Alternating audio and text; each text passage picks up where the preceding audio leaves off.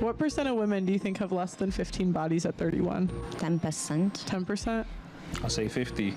50? I'm just totally shocked. When you think 16 is a legal age, you're always thinking like 14, and you're thinking 15, that's more than one a year. Wow. So what do you, is that, you're shy, like that's a lot or a little? That's a lot. Yeah. In like 14 years, 15. Yeah. Wow. And that's what's going on now. Yeah.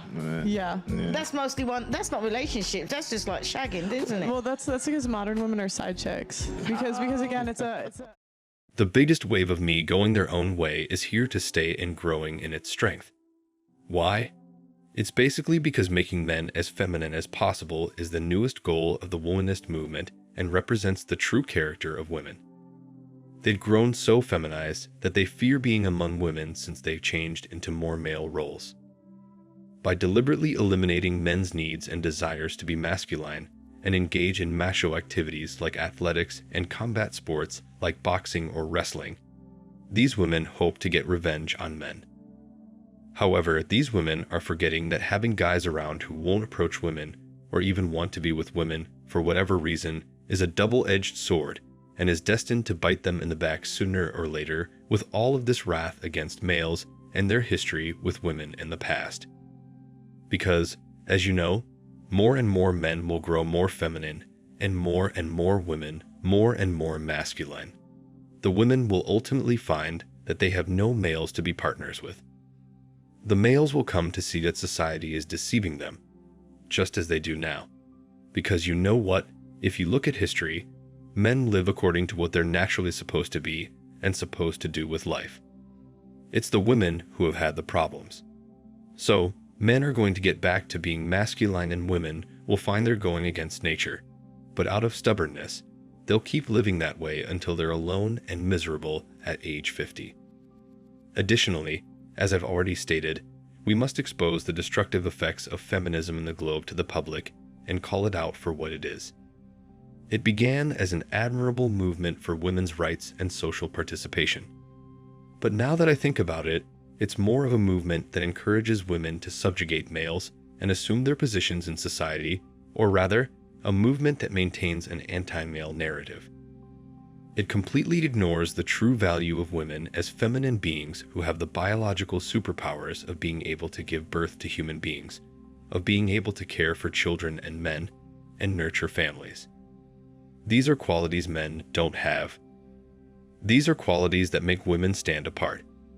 However, the feminism of today perpetuates a rebellious faction of women who only want to live a life based on how low-quality men used to live their lives, sleeping around with women and not embracing the responsibilities of being men. Modern feminism is teaching women to be second-class males instead of first-class women.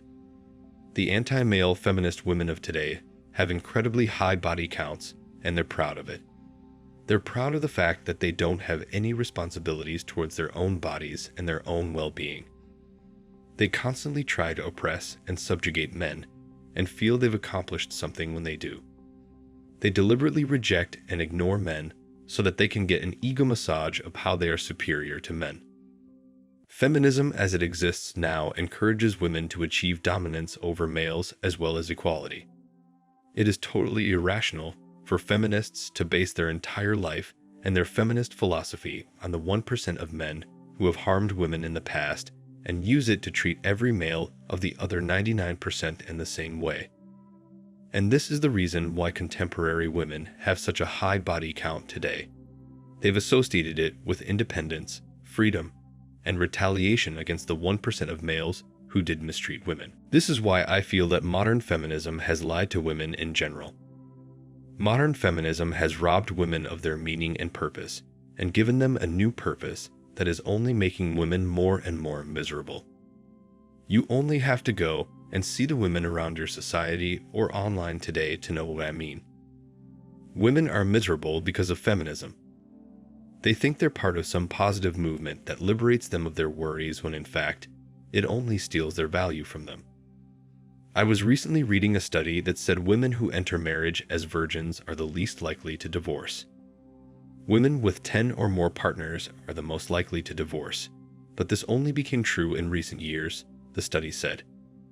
This only goes to show that the more women sleep around, the more they're likely to lose any sense of loyalty and future stability when it comes to relationships. On top of that, no man truly wants to be with a woman who has a high body count. It's fundamental psychology.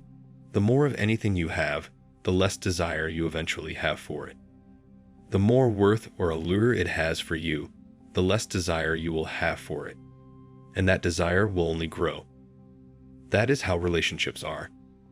I've watched several videos online of women sobbing because they've had so many relationships with guys that they're just unsure of what to do with their life. This is something I've said before and will continue to say. Men were created to procreate, protect, and disperse their seed. Women were created to be givers of love and warmth, and to raise children alongside their partners. Each has unique features and motives. Women have only come to believe that they are inferior beings as a result of the awakened female narrative. If they are not performing all that a man is capable of. Men don't typically cry out their inability to become parents.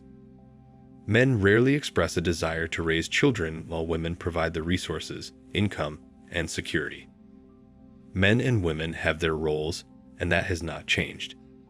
The more aligned a man is with his masculinity, the more successful he will be.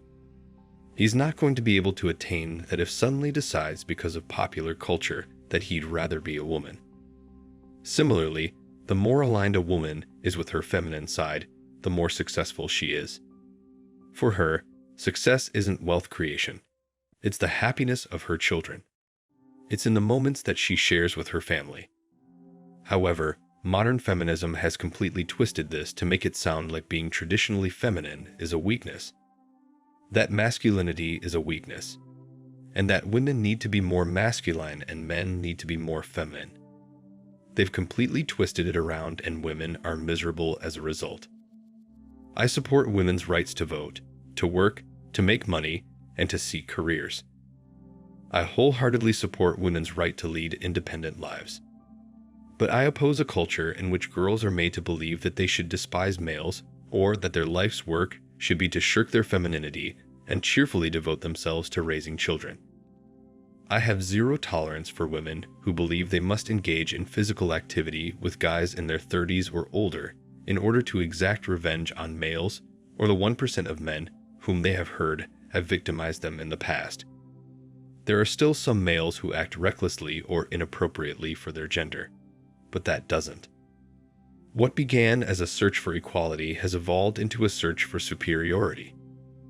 Even while contemporary feminist women claim to want equality, they only want it according to their rules, which involve dominating men. Women desire partial equality. True equality isn't what they seek. They desire to receive the same pay as a man does for a particular position without putting in the same amount of effort. Women want a seat in the boardroom, but they can't stay past 6 o'clock because they have a spa appointment. Women just display their anti-male awakened nature when they act in this way, since it demonstrates their want to simply ride the success wave without having to fight for it. They compare themselves with high-quality men who literally sacrifice their entire lives and live in incredibly competitive environments just so they can get to those positions and make a good living for their families. The idea that modern feminine women can survive in society without any men in those countries is a dangerous story that they are actively spreading. This story presents a false picture of how young women can achieve that without ever having to work for it, which makes it hazardous. Will these women work in the sewage system? Will they work in the mining industry? Will they really put themselves through the same dreadful conditions that men undergo to support their spouses and children? Or do contemporary women simply want to idolize and imitate CEOs? Why the discrepancy? Why only partial equality? I'm honest with you. Equality is not allowed here. The largest wave of MGTOW is taking place because generations of defenseless women have been used as pawns in gender politics to establish domination. Thanks for watching Man Reacts. Show us your love and support by liking this video, sharing it with your friends, and subscribing to the channel. And let us know your thoughts on this in the comments. We're always up for a healthy debate and discussion.